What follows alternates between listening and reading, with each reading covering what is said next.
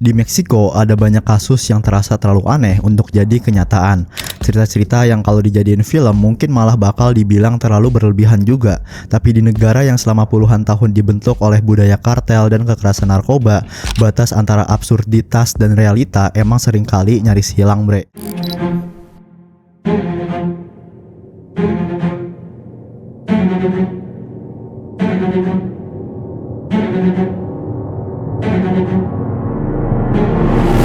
Dan salah satu cerita paling surreal itu datang pada tahun 2022 setelah bentrokan berdarah antara militer Meksiko dan anggota dari La Familia Michoacana di wilayah Texcaltitlan, sebuah daerah di State of Mexico.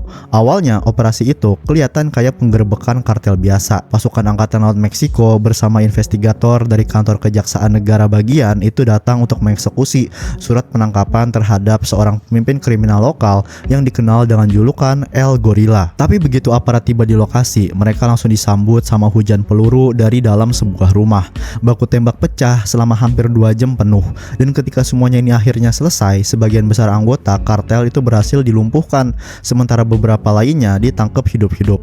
Di lokasi itu juga ditemuin persenjataan kelas militer, kayak rifle AR-15, pistol, rompi anti peluru, amunisi, kendaraan, seragam taktis, sampai alat komunikasi yang biasa dipakai kelompok kriminal bersenjata. Belakangan, penyelidikan juga mengkaitkan grup kartel ini dengan salah satu serangan paling brutal terhadap aparat keamanan Meksiko pada tahun sebelumnya, ketika 13 anggota pasukan keamanan tewas dalam penyergapan di Coatepec, Harinas. Jadi dari awal operasi ini emang udah berkaitan dengan kelompok yang terkenal sangat berbahaya, bre. Tapi dari semua hal mengerikan yang ditemukan di lokasi, ada satu pemandangan yang bikin bahkan para aparat sendiri itu sampai terdiam.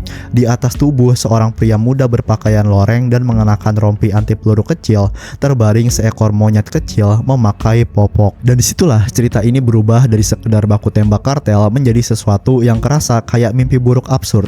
Nggak ada yang benar-benar tahu gimana bisa posisi monyet itu ada tepat berada di dada pria tersebut saat ditemukan.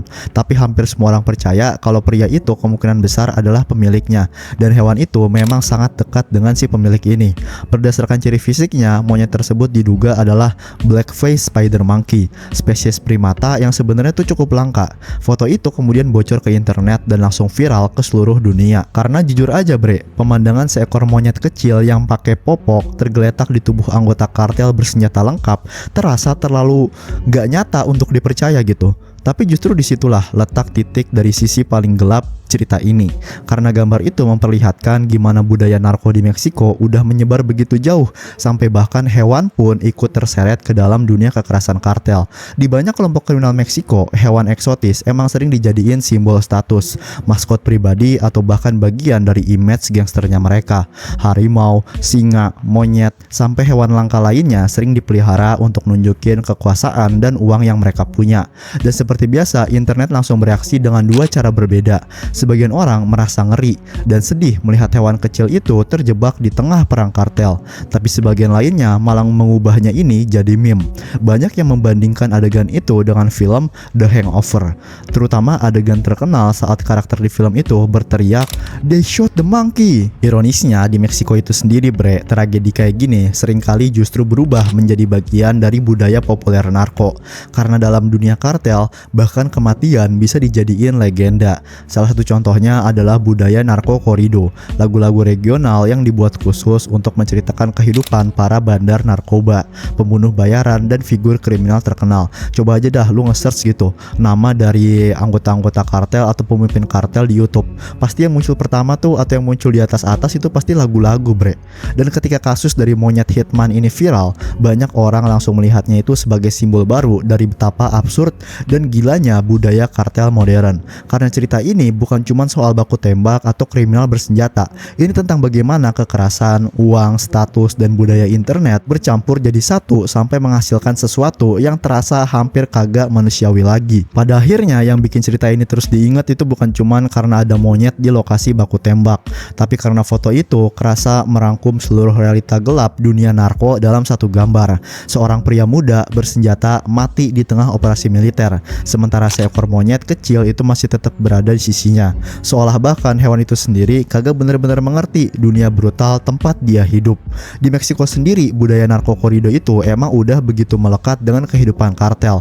Lagu-lagu ini pada dasarnya jadi semacam legenda jalanan, menceritakan bandar narkoba, pembunuh bayaran, pengejaran polisi, sampai kematian para kriminal seolah mereka adalah tokoh dari legenda hero modern. Kadang lagu itu dibuat saat orangnya masih hidup, kadang juga baru muncul setelah mereka mati. Dan yang bikin cerita dari monyet Hitman ini terasa makin surreal, itu bahkan kalau seorang monyet ini pun akhirnya dibuatkan narkokoridonya sendiri. Seorang penyanyi bernama Isaac Cazares Rubias merilis lagu berjudul El Corrido del Chango Sicario, atau artinya Ballad of the Hitman Monkey. Dan seperti banyak narkokoridos lainnya, lagu itu menggambarkan kematian si monyet seolah-olah dia adalah bagian dari dunia kriminal itu sendiri. Seakan-akan hewan kecil itu mati sebagai outlaw, sebagai sosok loyal yang gugur bersama pemiliknya di tengah baku tembaknya kartel. Dan disitulah bagian paling aneh dari semuanya, bre. Karena fakta bahwa seekor monyet bisa berubah jadi simbol budaya narko itu nunjukin betapa normalnya kekerasan di beberapa bagian Meksiko sekarang.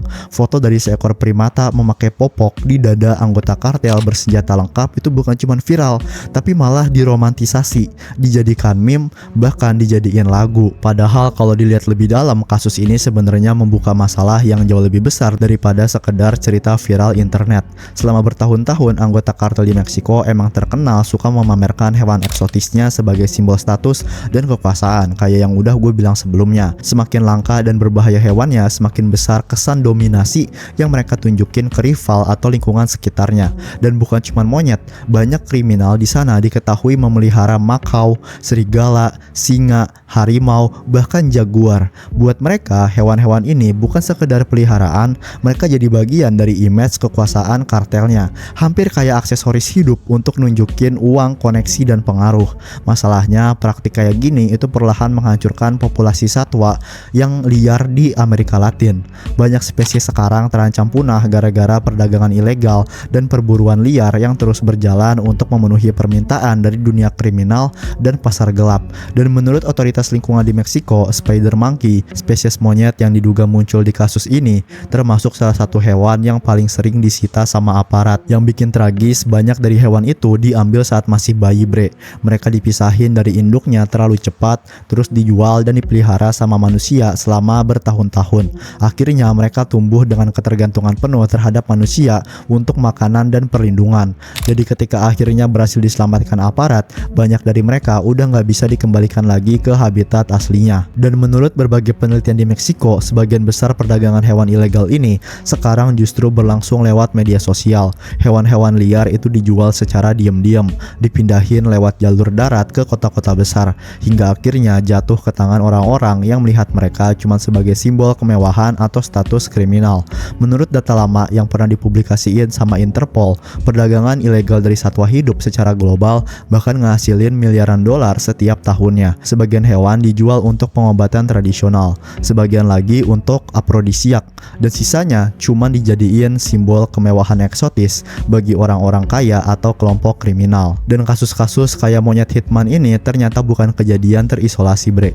Pada tahun 2023 misalnya, aparat federal itu menemukan seekor harimau dan jaguar di sebuah properti yang diduga berkaitan dengan CGNG di wilayah Jalisco. Ceritanya ini bahkan terasa hampir kayak adegan film. Saat patroli melewati jalan tanah terpencil, personel militer itu mendengar suara auman keras dari area tersebut. Setelah memperoleh izin penggerebekan, mereka masuk ke lokasi dan menemukan anak harimau, jaguar, senjata, serta kendaraan yang diduga terkait aktivitas kriminal. Dan cuman beberapa hari sebelumnya, operasi lain di wilayah Jamai itu juga menghasilkan temuan serupa. Lagi-lagi ada hewan liar di properti yang disebut berada di bawah pengaruh kelompok kriminal yang waktu itu dipimpin sama El Mencho, sosok yang lebih dikenal sebagai pemimpin kartel 4 huruf CGNG.